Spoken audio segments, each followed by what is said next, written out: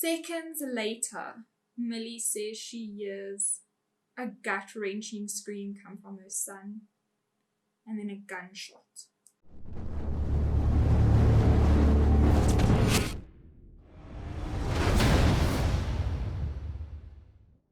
What's up, everybody? Welcome back to my channel. I'm going to start singing, guys, and no one's going to be able to stop me. Anyway, my name is Keisha Jackson. Welcome to my channel, and it's Tuesday, which means it's True Crime Tuesday. Every Tuesday I sit down and I tell a true South African crime, and I do my makeup at the same time. If you like what I do, please don't forget to give me a thumbs up and hit that subscribe button because it truly helps me move on up in this world. I've got a new background, guys, and I'm really liking it. Last week, I spoke about Norman Simons. That one was a tough one. Before I get into the story, I'm going to put a disclaimer out.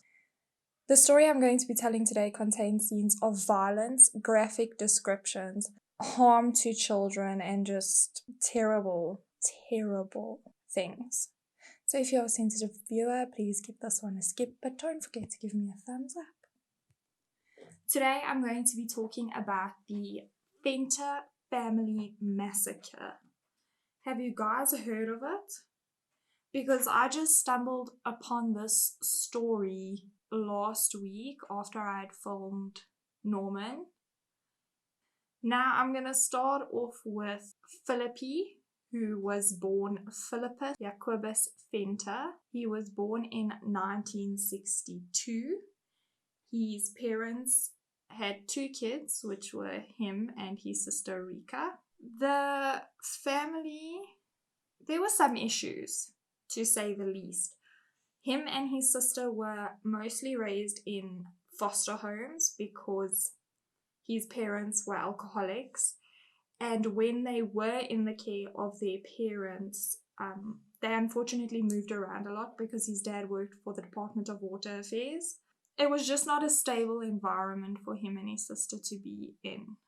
His sister would report that their father was extremely abusive towards his mother and the kids. It's so sad to think because that's what it leads to. People are going to get hit or scolded or whatever the such might be because you're under the influence. Rika also reported that she had gone to counseling for this, but Philippe never went to counseling. I think it was a thing of pride, like, I don't need counseling.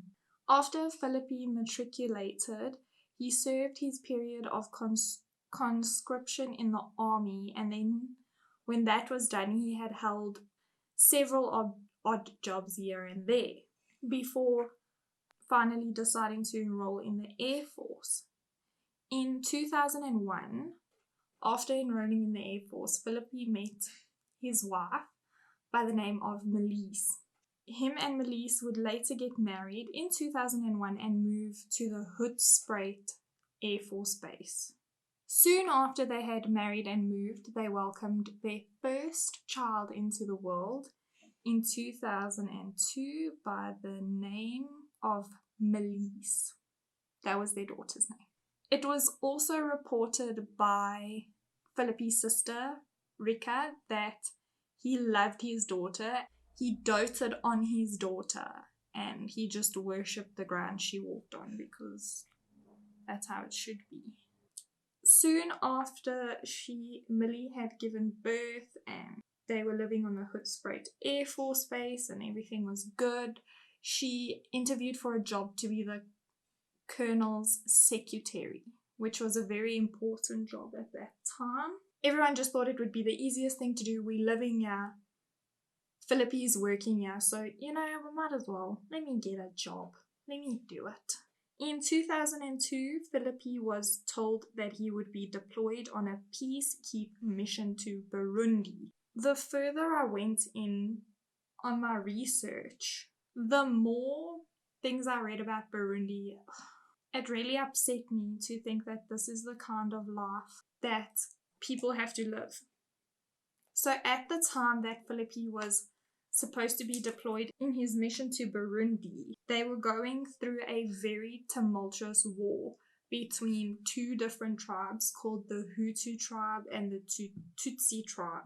Now, it was a massacre. Machetes were given to people. It was just like the purge. Anyway, so Philippe was deployed on this peacekeep mission.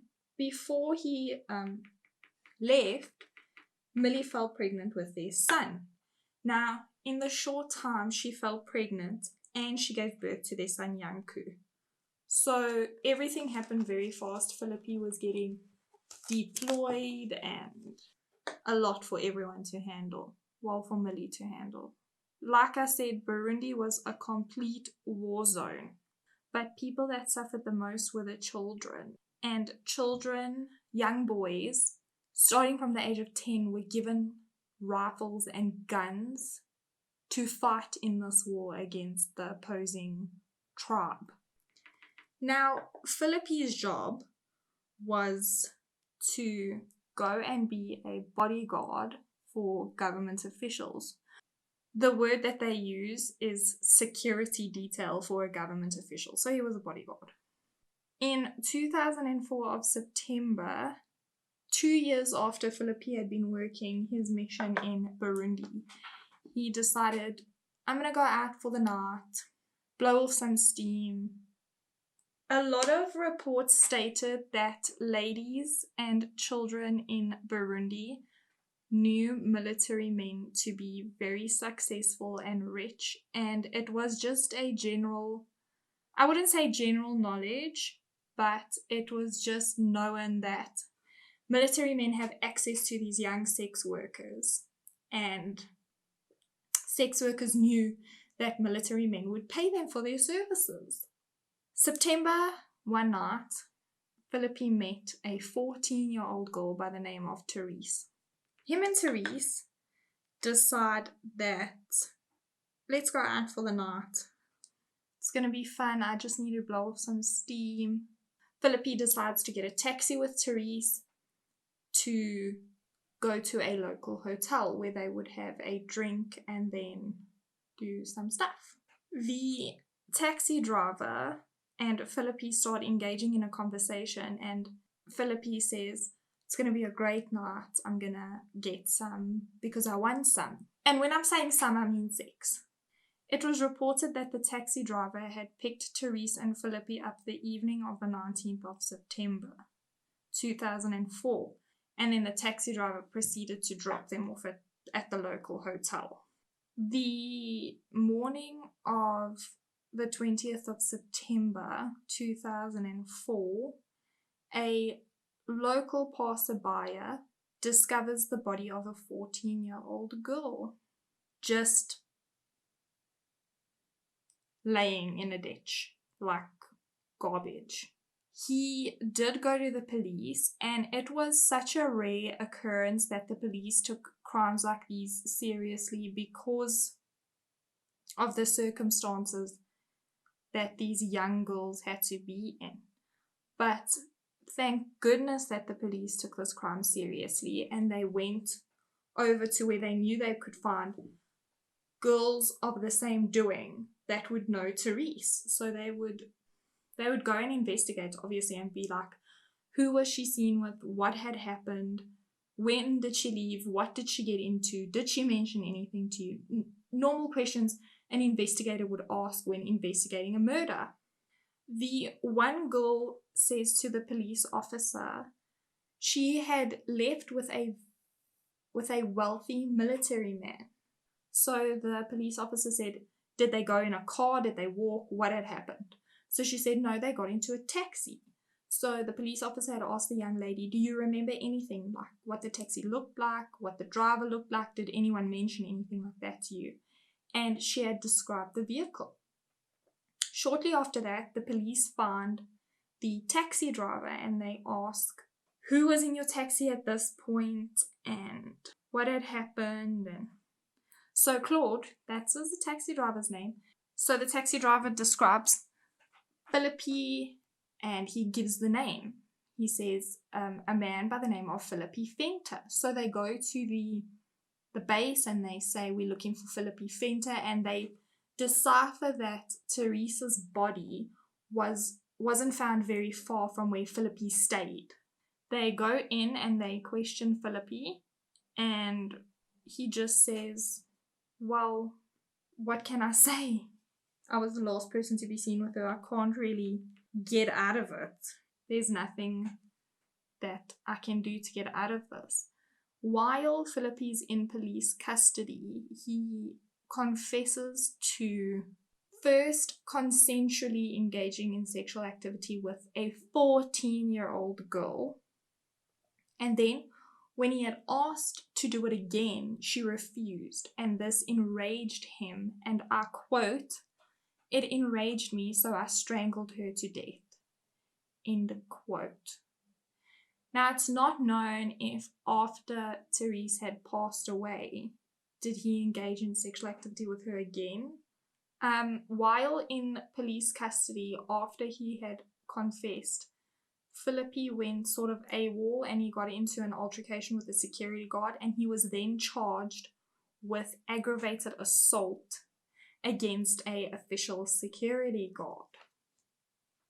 Now, the police needed some substantial evidence, so they asked Philippe if he could point the hotel he had taken Therese to, and also where her body was, because they hadn't said that they found her body. Or Philippe then agreed, and he was fully cooperating with the police officers. He took them to the hotel. The taxi driver's statement checked out. That's where he dropped them off. That's where Philippe took the police. And then he took the police to the ditch where Therese's body was found. So there's no way that he didn't have something to do with this. And the only reason I'm saying this is because this man also had multiple scratches on his neck and on his arms from the actual struggle of Therese.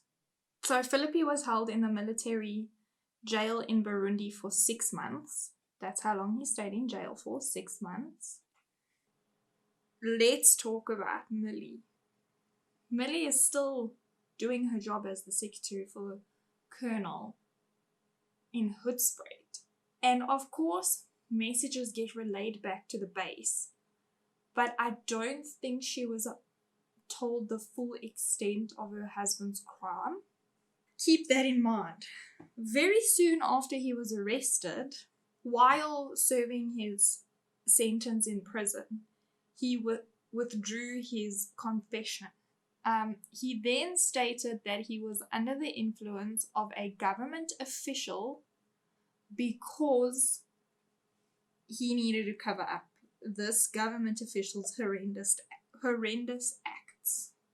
I don't know how truthful that statement could be in any circumstance. I don't know if government officials do partake in acts like this. I really hope they don't. But this is what Philippe claimed. When Therese's body was found, it was very fishy because her body was buried 24 hours after it was found. So no autopsy was really done in the proper extent because they needed to bury her body. Like many of the researchers from the articles I read said that they thought it might have been because of a Muslim religion, but they had discovered that Therese wasn't practicing Muslim religion, if that's the right way I can say it. That was not the reason she was buried. It was just very fishy, suspicious. It was just weird. Now, they're like, this guy is claiming that he had nothing to do with it, government officials had nothing to do with it, but he had admitted to having sexual encounters with Therese, and also numerous occasions before this time. Now her body gets exhumed because they need to do proper examination on this poor girl's body. If they see any sort of male DNA or anything to put by Philippe's confession. Her body was so decomposed and it was just mishandled that the coroner couldn't even perform the autopsy because there was just nothing left of her. They couldn't even declare if the cause of death was strangulation, like he had said, because that would have been the initial evidence to put him behind bars. So Philippe's defense determined that this was an unfair prosecution, and Philippe was released. He was put on leave, and the trial for Therese's murder started to commence in Burundi. This is when Millie and the children came to Burundi to support their father and her husband.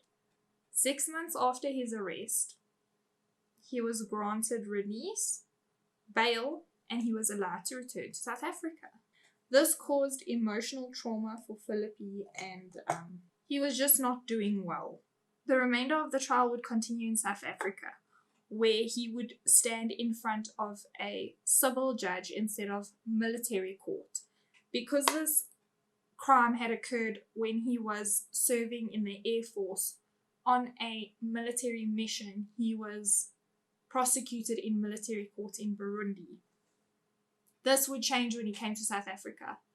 At the time that the family returned to South Africa to the Hoedspruit Air Force Base, Millie was 33 years old, raising 2 small children by herself, and she was left in the dark about most of her husband's details of his crime. Even though stories were going around here and there on the Air Force Base, Millie stood by her husband and supported his statement. And now, obviously, he was professing innocence. Like, I didn't even touch her. So, 2005, they are now starting the trial for Therese's murder in South Africa. The trial lasted 18 months. Millie was still working for the Air Force Base and they were still living on the Air Force Base. But it was reported that they were struggling to make ends meet because Philippe was put on military leave and it was just... Millie then suggested counseling to Philippe and she was like, let's just go for counseling. While in counseling with the psychologist, Philippe is just making her very suspicious. The psychologist very suspicious. He's just struggling to express what he feels and it's just, she doesn't feel comfortable with treating him. So she suggests that Philippe return once the trial is done because she doesn't want to alter his mental state while he's on trial. Philippe agrees to this and so does Millie. Millie still does her counseling.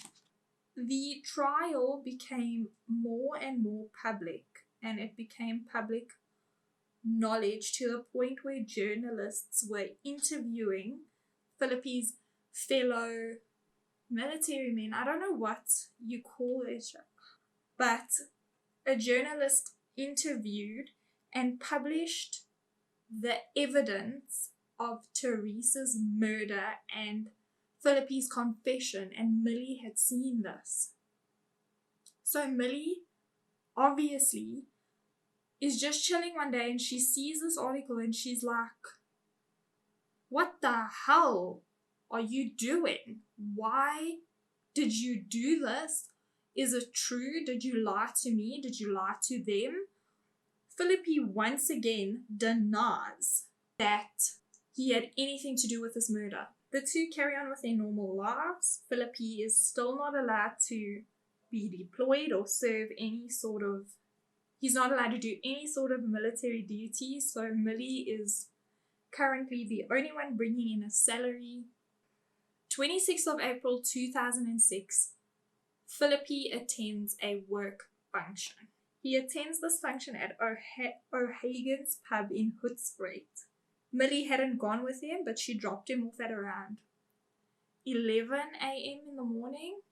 At the function, multiple people reported that Philippe had only had 3 beers.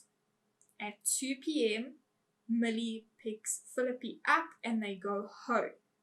They're getting ready for another function that Millie has to attend that Philippe accompanies her to. At this function, Millie's boss is there, the colonel. Millie states she reports allegedly that Philippe had absolutely no issues with the relationship that she had forged with her boss, because her job and obtaining her job and the lifestyle that they had was so important. He was just like, do what you have to do. Not that anything had ever happened. At this function, Millie reports that her husband also didn't drink too much. He had had another 3 beers. Millie's boss then asks her if she would like to dance with him. And Philippe sees that they're doing this. Once again, multiple people at the function report he didn't have a problem with it. Multiple people also reported that Philippe was not drunk. When they had left this function, it was sometime in the evening, they had returned to their home at the Air Force Base in Hoedspruit. Philippe just started a random argument with Millie about the fact that she had engaged in a dance with her boss. And Millie, because I would do the same thing, was like fed up. Then, according to Philippe, Millie had stated, I'm done with you, I'm going to divorce you, you're never going to see your kids again. It was a very he say, she say situation. So Millie said she did say that, but Philippe had taken it out of context. She had said, if I have to find out that what people are writing about your actions in Burundi are true, I don't think I could continue in this marriage.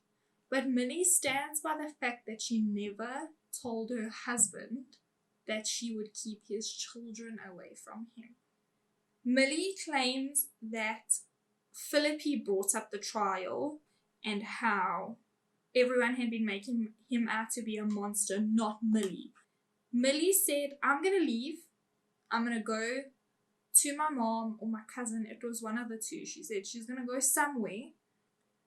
Philippe didn't allow her to leave.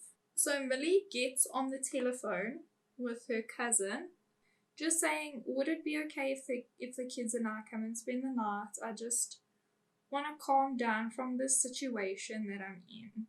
And then Philippe rips the phone cord out of the wall and he's like, you're not going to speak to these people. Now this obviously scared Millie and she ran outside with her kids. So she runs outside because she's afraid of what Philippe could do. And she grabs her children and Philippe ran after, shouting at them, demanding she brings the kids inside. Now they lived on the Air Force Base, so the neighbors were quite close. Everyone could hear the commotion. People were coming out and looking at the commotion. Millie didn't want to go inside. She refused to go inside. And then she said to Philippe, I'm going to call the cops. This made Philippe super angry. He grabbed his son and he went inside. Millie ran after him. It turns out that Philippe just went inside to call Millie's mom. And he had said to Millie's mom on the phone, you've got to talk to your daughter. We cannot live like this anymore. You have to help us sort this out. And he demanded that Millie speak to her mom about the situation. He was like, you have to speak to your mother. We have to get this thing. You have to. So while Millie was on the call with her mom on the cell phone, she had SMS'd 3 people. One being Philippe's friend, the second being her cousin, and the third person being her mom. She texted them help. That's it. While after the phone call ended, Philippe had thought everything's okay, everyone's calm, they're going to sort this situation out right now. he lit a cigarette and he went outside in the garden with his son and he smoked his cigarette. Very calmly, to add. Once he had finished his cigarette, he had went inside, and of course his son followed him because they've been spending majority of the late afternoon together. So little Yanku follows Philippe inside the house while Millie and Melise are staying outside. Seconds later, Millie says she hears a gut-wrenching scream come from her son and then a gunshot. So after she had heard the scream from her son and the gunshot, she had run into the house immediately, and she had seen Philippe standing in the corridor holding an R4 rifle.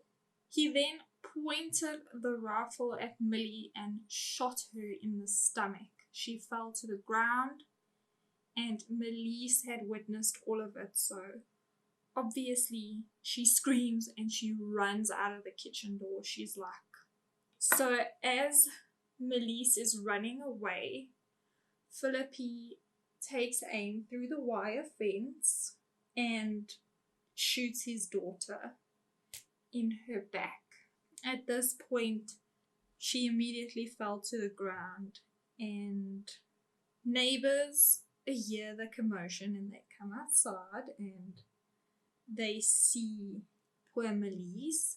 And at this time, while everyone's seeing Melise and worrying who had attacked her, what had happened, Millie, with great struggle, bleeding out, is trying to get to the bedroom where her son is. She sees Yanku curled up in a ball in his bedroom, just with a pool of blood surrounding him. For lack of better words, his face is just blown apart from a gunshot. Now, she's trying to see if she can save her son. She doesn't know that he's dead. She's trying to save herself. And then Philippe walks back into the bedroom and he says to Melise, I'm going to kill you and then I'm going to kill myself.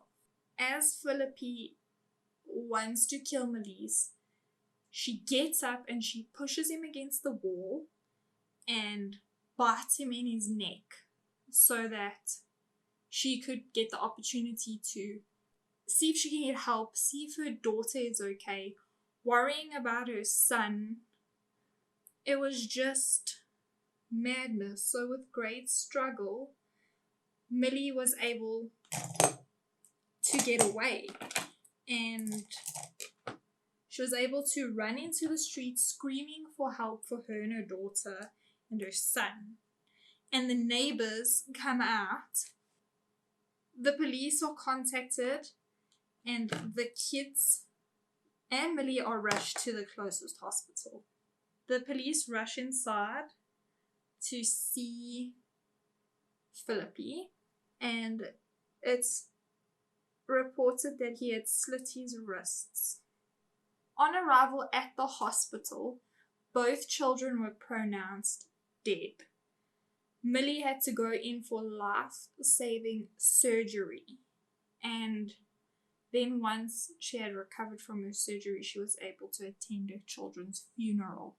Philippe was also rushed to the hospital and treated for his wrists and the wound, the bite mark on his neck.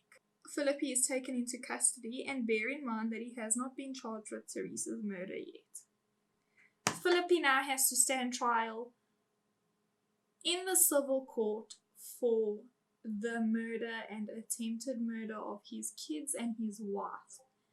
Now, because Millie survived, she can give a clear statement. She can testify, and she tells the court the story.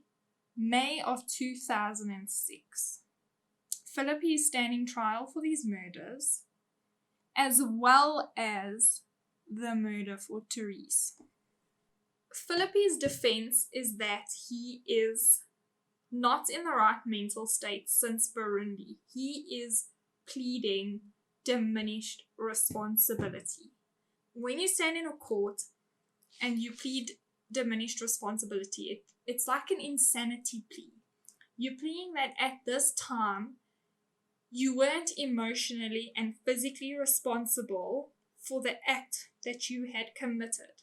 Being in Burundi, seeing all that stuff, experiencing everything, coming home, not being able to provide for my family, my wife threatening to leave me, she's threatening that I never see my children ever again. Do you see me weighing things out that it's not adding up in my mind? So, all the evidence is laid out. He killed his children. He tried to kill his wife. He poorly attempted to kill himself. And now his wife has to sit on the stand talking about how she witnessed both her children dying.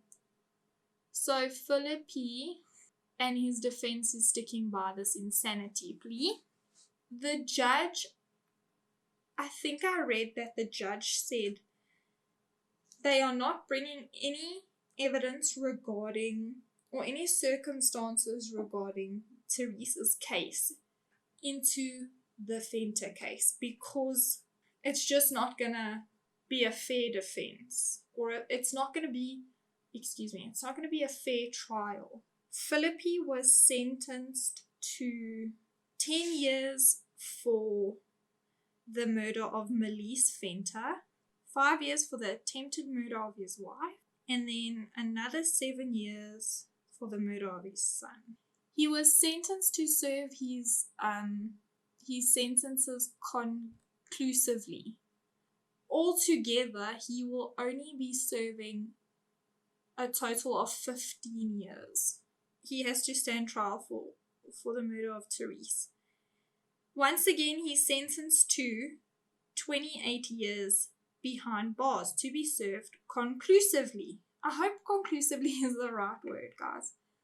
Which means he's only going to serve a total of 24 years in prison for all 3 of these murders he committed, plus the attempted murder he tried to commit on his wife.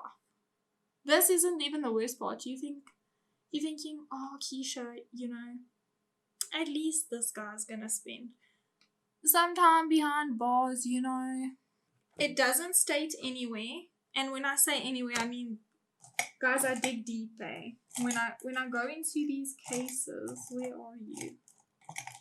When I go into these cases, I go onto the Correctional Services website and I check their registry of prisoners. I go on Wikipedia. I do True Crime South Africa. I'm checking all the resources possible. And I could not find where this guy is serving his prison sentence. And then, it clicked that I can currently not see where he's serving his prison sentence because after the 12th consecutive year, of him serving his 24-year sentence, he is eligible for parole hearing. 2006, 2016, that's 10 years. 2017, 2018, that's 12 years. He is released on parole. Flippie Venter is currently not a prisoner anymore. I'm assuming had his parole hearing and has been released on parole because he served his time. At a parole hearing, the victim's next of kin is allowed to give a testimony or a statement as to whether this person should be released into society again. For Millie to be exposed to that environment again was a no-go. So she said, I'm not going to come in and testify, but I am going to write a letter. And she stated that Philippe had not gone through enough rehabilitation to be released into society again, because he will definitely do something like this again. This is one of the cases that make me angry, because I feel like justice has been served halfway. You raping, killing, murdering children, and you get to go on parole. I hope you enjoyed sitting down with me. I hope you enjoyed my makeup. I hope something good happens for poor Millie Venter. I really do. It was tragic what had happened to her and her children. I just want to let everyone know that I appreciate you sitting with me every Tuesday. Please don't forget to give me a thumbs up and hit that subscribe button. Also, comment your thoughts down below about this guy. I want to know what you think. I want to know how you feel about it. But I hope you guys stay safe. Please don't forget to social distance, sanitize and wash your hands, and wear your mask. I hope you have a great week and that good things come to you.